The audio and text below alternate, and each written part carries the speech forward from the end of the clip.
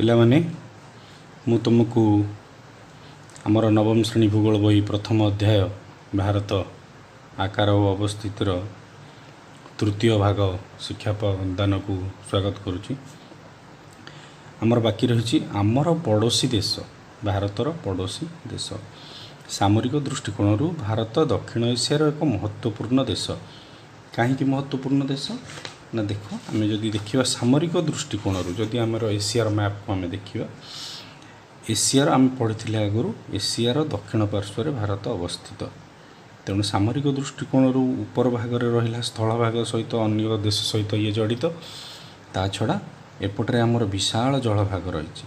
ତେଣୁ ଅଲଗା ଗୁଡ଼ାଏ ଦେଶ ମହାଦେଶ ସହିତ ଆମର ସମ୍ପର୍କ ରଖିବା ପାଇଁ ମଧ୍ୟ ଏଠି ସୁବିଧାଜନକ ସ୍ଥିତିରେ ଆମେ ଅଛେ। ସେଥିପାଇଁ ଏହା ଏକ ମହତ୍ତ୍ୱପୂର୍ଣ୍ଣ ଦେଶ। ଭାରତର ସ୍ଥଳ ସୀମାରେଖା ଉତ୍ତର ପଶ୍ଚିମରେ ପାକିସ୍ତାନ ସହିତ, ଉତ୍ତରରେ ଚୀନ, ନେପାଳ ଓ ଭୁଟାନ, ପୂର୍ବରେ ବାଂଲାଦେଶ ଏବଂ ମିଆଁମାର ସହିତ ଲାଗିଛି। ଏଗୁଡ଼ିକୁ ଆମେ ଦେଖିବା। ଆମେ ଯଦି ଦେଖିନେବା ଯେ ଭାରତର ଉତ୍ତର ପଶ୍ଚିମ ଦିଗରେ ପାକିସ୍ତାନ ଅଛି, ଏଠି ଆଫଗାନିସ୍ତାନ କିଛି ମାତ୍ରାରେ ଆମକୁ ଲାଗି ରହିଛି। ଏପଟରେ ଆମେ ଯଦି ଉତ୍ତର ପୂର୍ବ ଦିଗକୁ ଯିବା, ଚୀନ ବା ଚାଇନା ଅଛି, ନେପାଳ ଅଛି, ଭୁଟାନ ଅଛି। ପୂର୍ବ ଦିଗକୁ ଗଲେ ଆମେ ଦେଖିବା ଆମର ବାଂଲାଦେଶ ରହିଛି, ମିଆଁମାର ରହିଛି। ଏଇଭଳି କିଛି ଦେଶ ଆମକୁ ସ୍ଥଳ ଭାଗରେ ମାନେ ଆମର ପଡ଼ୋଶୀ ଅଛନ୍ତି। ତା ଛଡ଼ା ଆମେ ଯଦି ଦେଖିବା ଦକ୍ଷିଣରେ ଥିବା ଆମର ପଡ଼ୋଶୀ ଦେଶ ହେଲେ ଶ୍ରୀଲଙ୍କା ଏବଂ ମାଳଦ୍ୱୀପ। ଏ ଦୁଇଟି ହେଉଛନ୍ତି ଆମର ଦ୍ୱୀପ ରାଷ୍ଟ୍ର। ତାକୁ ମଧ୍ୟ ଆମେ ଦେଖିପାରିବା ଯେ ଆମେ ଯଦି ଏଇଠି ଲକ୍ଷ୍ୟ କରିବା ଭାରତର ମାନଚିତ୍ରକୁ, ଦକ୍ଷିଣ ଭାଗରେ ଦ୍ୱୀପ ଦେଶ ଏଠାରେ ରହିଲା ଆମର ଶ୍ରୀଲଙ୍କା। ଆଉ ଟିକିଏ ତଳକୁ ଯଦି ଆମେ ଖସିଯିବା, ଏଇ ଜାଗାରେ ଗୋଟେ ଛୋଟିଆ ବିନ୍ଦୁ ଭଳି ଗୋଟେ ମାନଚିତ୍ରରେ ଦେଖାଯିବ ଆମକୁ, ବଡ଼ ମାନଚିତ୍ରରେ ଦେଖିଲେ ମାଲଡିଭ୍ସ ବା ମାଳଦ୍ୱୀପ। ତା ଛଡ଼ା ସେ କହିଲା ଶ୍ରୀଲଙ୍କା ଭାରତର ମୂଳ ଭୂଖଣ୍ଡରୁ ଏକ ସଂକୀର୍ଣ୍ଣ ଜଳରାଶି ପକ୍ ପ୍ରଣାଳୀ ଦ୍ୱାରା ବିଚ୍ୟୁତ ହୋଇକରି ରହିଛି ବା ବିଚ୍ଛିନ୍ନ ହୋଇକରି ରହିଛି। ପକ୍ ପ୍ରଣାଳୀ, ଆମେ ସେଇ ପକ୍ ପ୍ରଣାଳୀକୁ ମଧ୍ୟ ଦେଖିବା। ଏଠି ଯଦି ଦେଖିବା ଭାରତର ମାନଚିତ୍ର, ତେବେ ଦେଖ ପିଲାମାନେ, ଏଠାରେ ଶ୍ରୀଲଙ୍କା ରହିଲା, ଏଠି ଭାରତର ସୀମାରେଖା ରହିଲା। ତା ମଧ୍ୟରେ ଆମର ଭାରତ ମହାସାଗର ଗୋଟେ ସଂକୀର୍ଣ୍ଣ ପଥ ଏଠି ରହିଛି। ତେଣୁ ଏହାକୁ କୁହାଯାଏ କ'ଣ ନା ପକ୍ ଷ୍ଟ୍ରେଟ୍ ବା ପକ୍ ପ୍ରଣାଳୀ। ସେହି ପକ୍ ପ୍ରଣାଳୀ ଦ୍ୱାରା ଭାରତର ମୂଳ ଭୂଖଣ୍ଡ ଶ୍ରୀଲଙ୍କା ଠାରୁ ବିଚ୍ଛିନ୍ନ ହୋଇ ରହିଛି। ଲାକ୍ଷାଦ୍ୱୀପର ଦକ୍ଷିଣକୁ ମାଳଦ୍ୱୀପ ଅବସ୍ଥିତ, ଯେଉଁଟା ମୁଁ ତୁମକୁ ଦେଖାଉଥିଲି।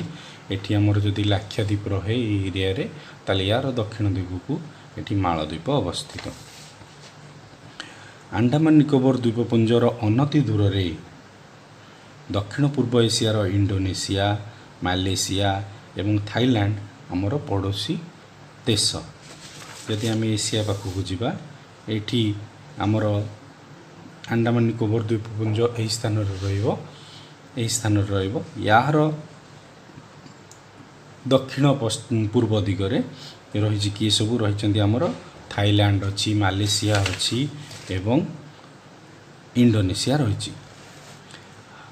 ବିଶ୍ୱର ସର୍ବବୃହତ୍ ଗଣତାନ୍ତ୍ରିକ ରାଷ୍ଟ୍ର ଭାବେ ଇଏ ପୁରୁଣା ବହିରେ ଆମର 28ଟି, କିନ୍ତୁ ଥିଲା କେତେ ନା 29ଟି ଥିଲା। ଏଇଠି ଗୋଟେ ତୁମକୁ ସୂଚନା ଦେବା ପାଇଁ ଚାହିଁବି ଯେ ତେଲେଙ୍ଗାନା ସୃଷ୍ଟି ହେଲା ପରେ, ତେଲେଙ୍ଗାନା ରାଜ୍ୟ ଆନ୍ଧ୍ରପ୍ରଦେଶକୁ ଭାଗ କରି ତେଲେଙ୍ଗାନା ରାଜ୍ୟ ସୃଷ୍ଟି ହେଲା ପରେ ଆମ ଭାରତର ରାଜ୍ୟ ସଂଖ୍ୟା ଥିଲା 29 ଏବଂ କେନ୍ଦ୍ରଶାସିତ ଅଞ୍ଚଳ ଥିଲା 7ଟି।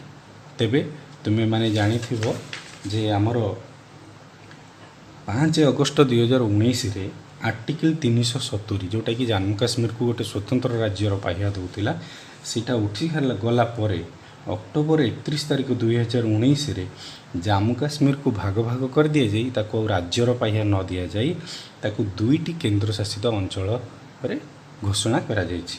ଗୋଟିଏ ହେଉଛି ଜାମ୍ମୁ ଆଣ୍ଡ କାଶ୍ମୀର, ଆଉ ଗୋଟିଏ ହେଉଛି ଲଦାଖ।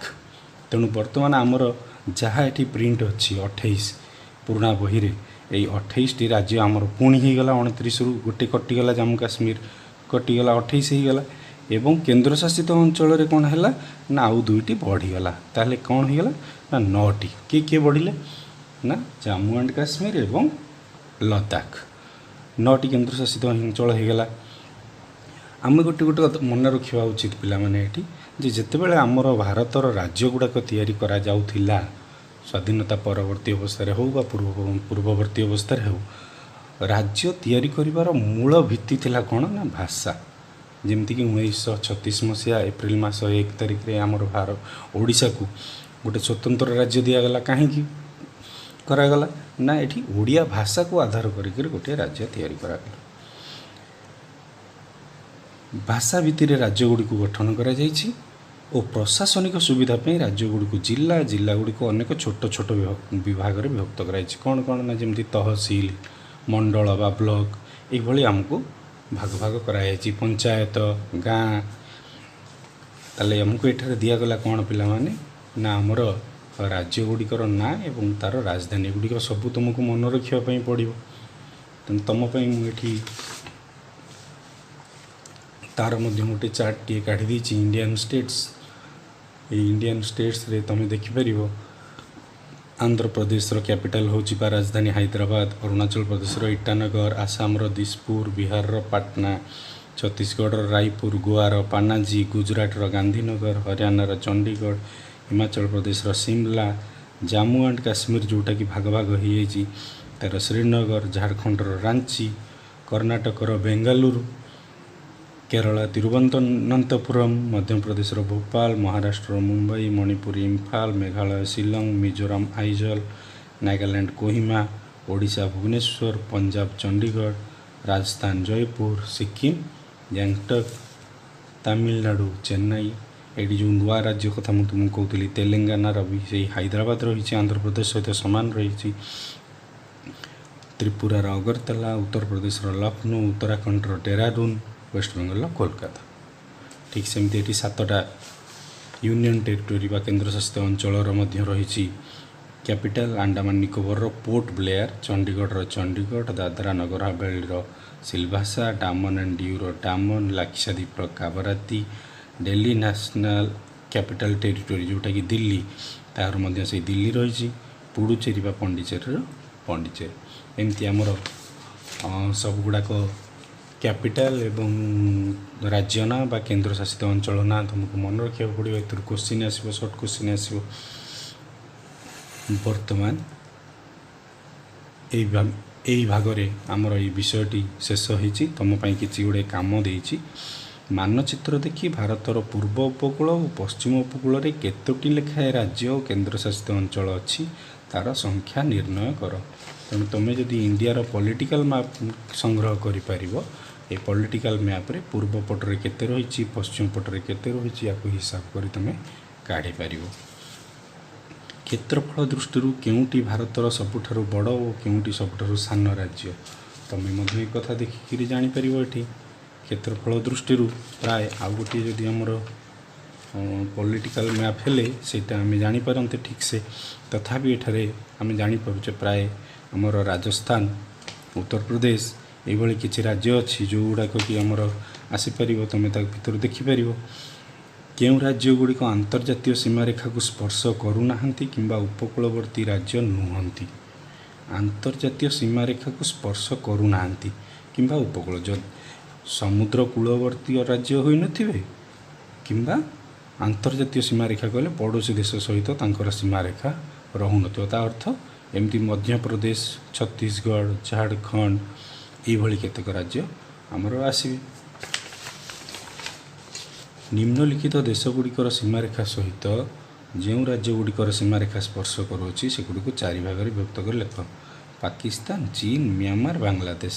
ତେଣୁ ତୁମେ ଦେଖିବ ଚୀନ ସହିତ କେଉଁ ରାଜ୍ୟ ଗୁଡ଼ାକ ରହୁଛି, ପାକିସ୍ତାନ ସହିତ କେଉଁ ଗୁଡ଼ା ରହୁଛି, ମିଆଁମାର ସହିତ କେଉଁ ରାଜ୍ୟ ସବୁ ରହୁଛି ହେଲା, ଏବଂ ବାଂଲାଦେଶ ସହିତ କେଉଁ ରାଜ୍ୟ ସବୁ ରହୁଛି। ୟାକୁ ତୁମେ ଚିଠା ବନେଇ ପାରିବ। ଏଠି ଆମକୁ ଦେଲା କେନ୍ଦ୍ରଶାସିତ ଅଞ୍ଚଳଗୁଡ଼ିକ ମଧ୍ୟରେ ଆଣ୍ଡାମାନ ଓ ନିକୋବର ଦ୍ୱୀପପୁଞ୍ଜ ହେଉଛନ୍ତି ବୃହତ୍ତମ ଏବଂ ଲାକ୍ଷାଦ୍ୱୀପ କ୍ଷୁଦ୍ରତମ। ଠିକ୍ ସେମିତି ରାଜସ୍ଥାନ, ଯାହାକି ମୁଁ ତୁମକୁ ଏବେ କହୁଥିଲି, ରାଜସ୍ଥାନ କ୍ଷେତ୍ରଫଳ ଦୃଷ୍ଟିରୁ ବୃହତ୍ତମ ଏବଂ ଗୋଆ ହେଉଛି କ୍ଷୁଦ୍ରତମ ରାଜ୍ୟ।